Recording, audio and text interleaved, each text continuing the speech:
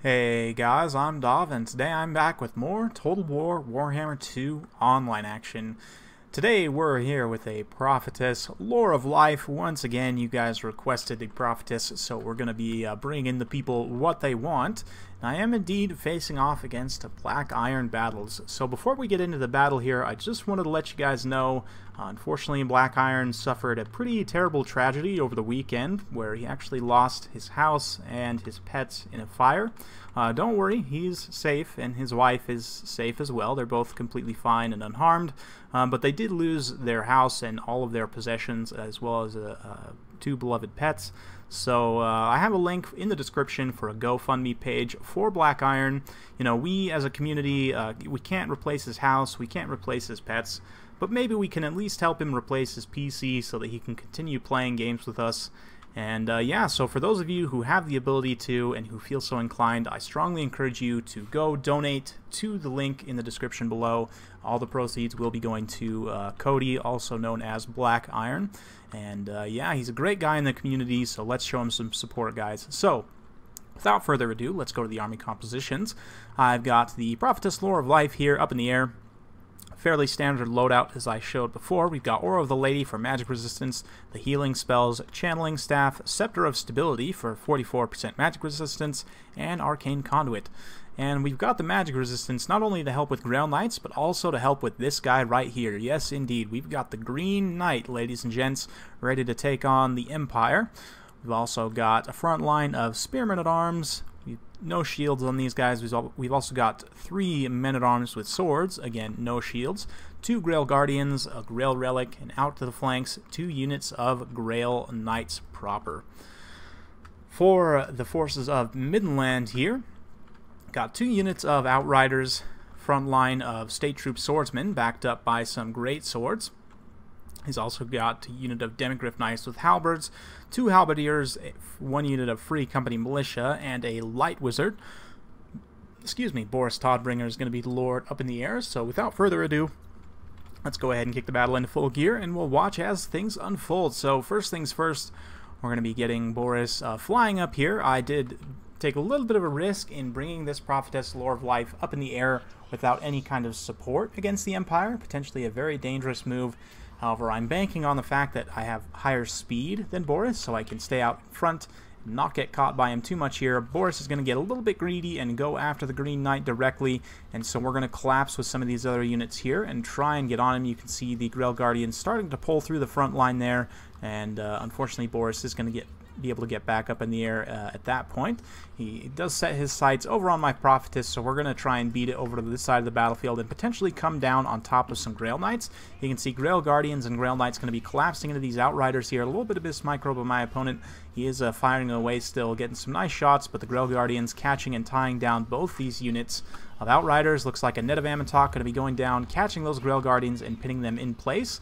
We're going to immediately drop in the Grail Knights to support, and the anti-large bonus and massive charge bonus of the Grail Knights means they'll put down these Outriders in a big hurry. Demigryph Knights with halberds trying to get in here, as well as the great swords. Looks like a very nice banishment going down from the front line, going down in the front line there from that light wizard. It's some decent damage to both the Grail Guardians and the peasants there. We're going to be dropping that regrowth on the Grail Guardians to keep them in the fight. You can see Boris hot on the heels of the Prophetess. And we're going to dive the Prophetess down into combat here and then try and pull back up in the air so that we get Boris caught up on the Knights here. Of course, the Grail Knights proper, with their anti-large bonus, will be able to keep Boris pinned in and keep him from getting too much damage done. We're able to get back up in the air with the Prophetess, but the Prophetess doesn't have much armor, so she will take damage from that Free Company Militia. You can see a beautiful charge here from the Grail Guardians in lance formation, trying to collapse this side of the battlefield. There's great swords, swordsmen, halberdiers, though, in this beautiful blue Midland color scheme, which is very blue indeed. And yeah, you can see on this side, State Troops, not surprisingly, beating down my men-at-arms. It's really the Grail Knights and the Grail Guardians that are going to have to win the day here, because the peasants won't hold up to State Troops. It's one of the engagements that State Troops are very cost-effective in. You can see in this pocket here, we do have Demigryph Knights with halberds duking it out. Fisticuffs with the Grail Guardians and the Grail Knights. We're going to try and separate and pull away a little bit on both sides and get my Knights free so that we can start cycle charging a little bit more effectively. Prophetess has taken some damage. It looks like the Outrider is going to be teeing off on her. Very well played by BlackIron there.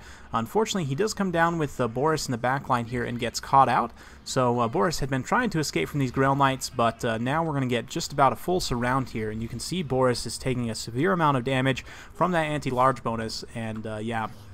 And I have a tough time getting back up into the air as long as the Grail Knights are able to keep getting attacks on him, as long as they're able to keep in base contact, so to speak. You can see Halberdiers coming out to try and screen, but because they're unbraced, they could just get tossed to the side, and we're able to follow up on Boris. One of the units of Grail Knights, unfortunately, did get caught up on these Outriders and some of the Halberdiers there, but they are pushing through. Meanwhile, Green Knight fighting in this pocket, just completely surrounded by Halberdiers. He's also tying down these Free Company Militia to keep them from firing at the Prophetess too much.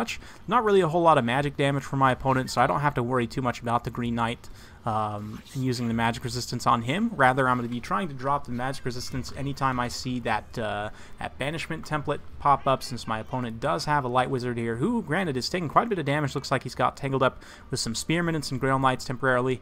Boris still trying to get away from these dang Grail Knights. They're chasing him out all the way to the flanks. We have some rallied peasants here who are going to come support against the state troops who are fighting in this pocket. You can see Boris completely surrounded by Grail Knights, and the state troop swordsmen also managing to drag down a few of the Grail Knights as well, but then the peasant men-at-arms are going to come in here and start to clean them up from the side. So a very, very good engagement for Bretonnian there. The Green Knight's going to come in and drop a quick terror out here. He's dealing with the Light Wizard and trying to strike him down, while also providing a nice terror route in a lot of this pocket here, which then allows me to get my Knights free. The Grail Guardians that had been fighting in this pocket suffering pretty badly. However, they have managed to rack up 116 kills in an XP chevron. Meanwhile, on the back line, the Walmart Fae, I guess you could call her, the dollar store Fae, is going to be chasing down these Free Company Militia with the help of these Grail Guardians here. Grail Knights up here just kind of ping-ponging around. The Demogryph Knights with halberds ended up kind of getting bogged down in the peasants there, and you can see, despite Greatswords being an obviously superior infantry unit, just the fact that they're dying here to 1,000 cuts by peasants and knights and everything's really, really rough. Boris is going to charge down in here, and you can see the Green Knight charging at him, and we're also going to collapse with the Grail Guardians here just to try and finish off Boris's leadership. And once he's gone, the rest of the Empire forces should shatter, so we'll soak up some cinematic action as Boris decides to turn tail and fly back over the Peak Pass and back into the Empire. So very well played to BlackIron. Hope you guys enjoyed watching.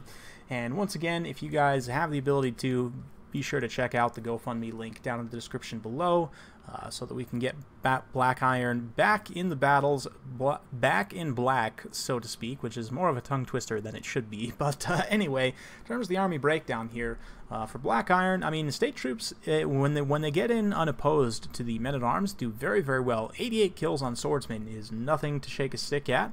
The Greatswords also doing pretty well for themselves, 66, 65, and 98 with an XP chevron to go around. Likewise, Demogryph Knights with halberds, 38 kills, mostly on elite tier cavalry, also managed to pick up an XP chevron, but at the end of the day, the Grail Knights and the Grail Guardians just proving too much. One of the nice things about the Prophetess is she allows you to go super cheap, so that you can invest more money into your army.